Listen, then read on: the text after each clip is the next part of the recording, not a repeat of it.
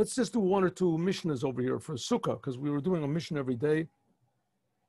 What if you decided you're going to make a Sukkah and you're going to just, you have a vine. You ever see a vineyard? Vineyards are very interesting. Sometimes you can even make a vineyard that you put like posts up, and then you put like,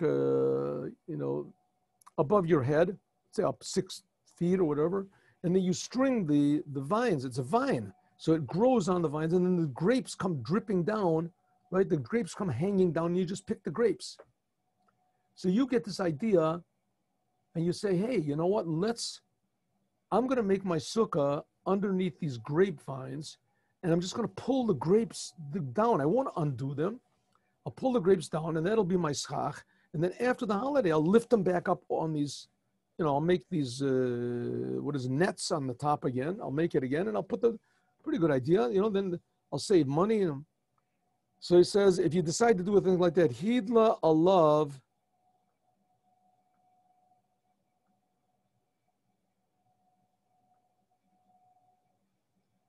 he lifts up upon it the grapevines or vines from, like gourds, like cucumbers and things like that. That's also vines. He lifts them up over there and he puts it on top of the schach. That's puzzle. It's no good because you're supposed to detach it from the ground first and then put it up. If you put up a lot of them, or if you cut them, if you cut them, then that would be okay. We'll see what this means if you put a lot of them. This is the general principle. Anything which receives impurity and does not grow from the ground, you cannot use it for schach. And everything that does not receive impurity and is not a vessel, and also it grows from the ground, or it grew from the ground, it's not attached to the ground, you can use it for schach. Let's see this. Let's see the explanation here. It's a little bit long, but we'll do it. What if you lifted up on top of it long branches, these long branches or vines of your grapes, or you did the same thing with these long leaves or whatever of gourds or pumpkins or anything like that. Or at the kisum. Oh, I don't remember we said kisum, did we? I must have skipped that. Oh, here it is, the kisum, right? Wait, we have the kisum, see? Kisum, I skipped it. Okay. Anyway, you put on the kisum. What is kisum? Kisum is some sort of a vine or a weed or something, kisum. It's something like a grapevine. In any case, if you put schach on top of this stuff, or some people say on top of them, namely you put schach, kosher, on this unkosher stuff. Some people say that you put schach on top of it, on top of it. In other words, you put schach first of all on your sukkah, namely that's kosher schach, and then you put this stuff on top of it so that the wind shouldn't blow it away or whatever. Or you put first of all these vines and on the sukkah, and then you put schach on top of it. And anyways, it's no good. Why is it no good? Why? You used kosher schach and this, you mixed it in together. Because you did it, you put schach on your roof, which was good. It was not attached, but you also used these vines, which were attached. So you did it with both. If you have a combination of things, then we'll see it's no good. We'll see sometimes it is good. We'll see. If the good kosher, the schach, the foliage which was not attached to the ground that you mixed in was the majority, it was more than the vines that you put on it, and you mixed them together in such a way that you can't see the not good stuff, or if you decided to cut them, you cut these branches of the grapes or whatever, even after you put schach on them, it's kosher. Why is it good? The Gemara explains like this, that when you cut them, the sukkah doesn't make the sukkah kosher. Unless, but what? Okay, so listen, it goes like this. If you make a sukkah with things that are attached to the ground, like we had before, you make your sukkah under a tree. You make the sukkah, and then while the schach is on your sukkah, this improper schach, right, it's still attached to the ground, you cut it off from the ground, still no good. But if you lift it up, it's not good unless you lifted the schach up and you shook it a little bit after you cut it, namely you lifted each and every branch of this not kosher schach up. It says you have to lift it up a tefach.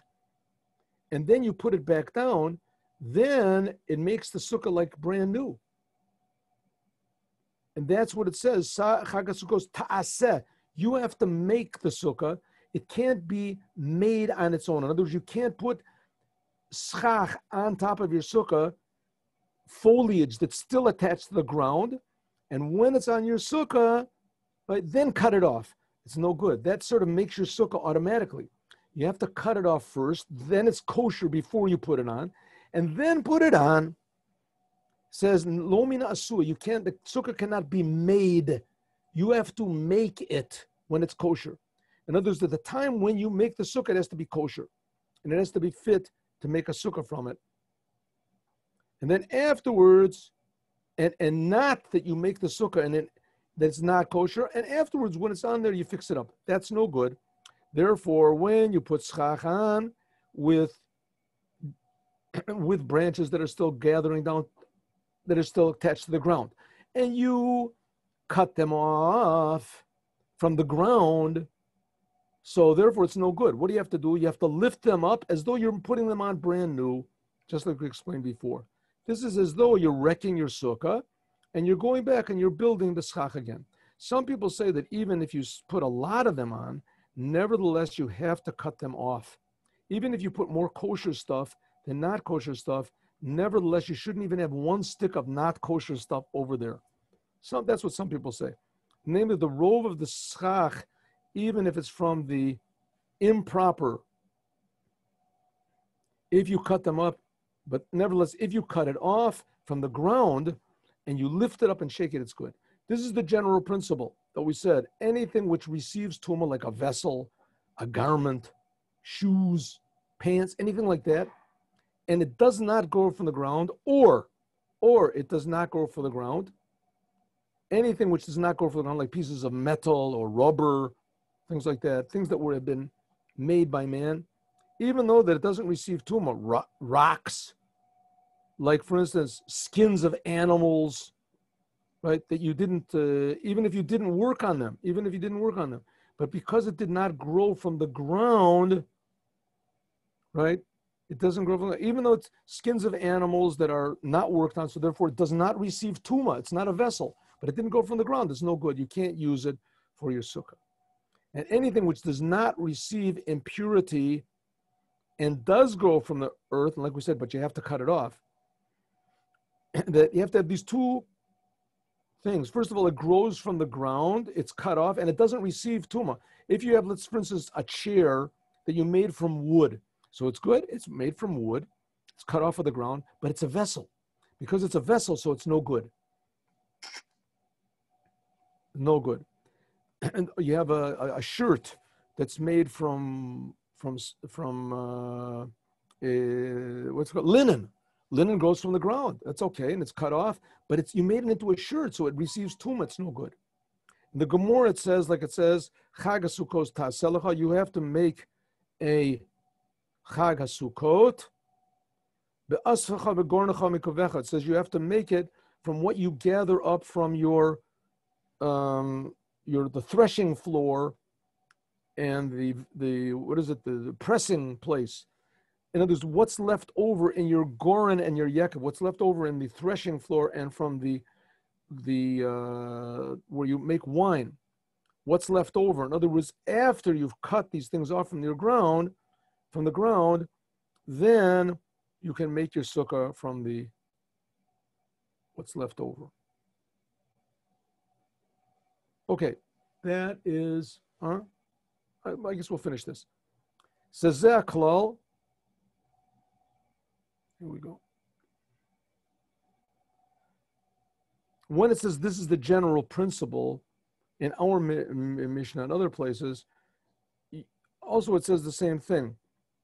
Here, this klal is not similar to all the details that we said before in our Mishnah, and in joining to the ground, because here it doesn't talk about being joined to the ground.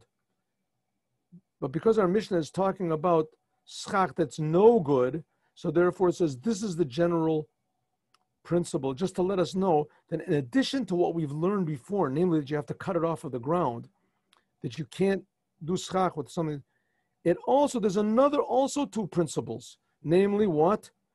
This is not what it says over here, zeh klal. See, look here. What does it say in the Mishnah? Look. It says in the Mishnah here. Here, see in the Mishnah? Zeh klal. This is the general principle. Anything. So you figure this is a summary of what we said before. And if you read it, you see it's not a summary because it doesn't include in it that you can't put schach on your sukkah if it's still attached to the ground. Doesn't put it there. So that's what he's trying to explain over here. This is not a summary of what we said before. It's giving two new principles. Namely what? That it has to be a thing that does not receive tumah. It has to be a thing that doesn't receive impurity. And it has to be a thing that grows from the ground, or it grew from the ground. And if it's missing one of these, then your sukkah is no good. Let's just learn the beginning of the next Mishnah.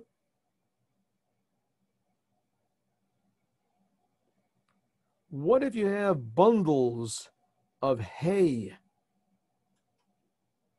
bundles of wood, bundles of zeridim, some sort of weeds? Now, that should be okay. I mean, it's grew from the ground, it's cut off from the ground. You didn't make it into a vessel, right? Throw the bundles on your sukkah. Says no, you can't do it with it. Can't make schach. But if you did throw it on top of your sukkah and you undid, we're talking about these bundles that were tied up, each bundle. Because it's tied up, that's no good. But if you threw it up on top of your sukkah and then undid it, it's okay. And all these things, even if they're tied up, it's good for the walls. And we didn't talk yet about the walls very much of the sukkah, but essentially what he's saying is the walls can be made from anything. This is a little bit long, so we'll do it, God willing, on, are we going to learn Sunday? Well, Monday.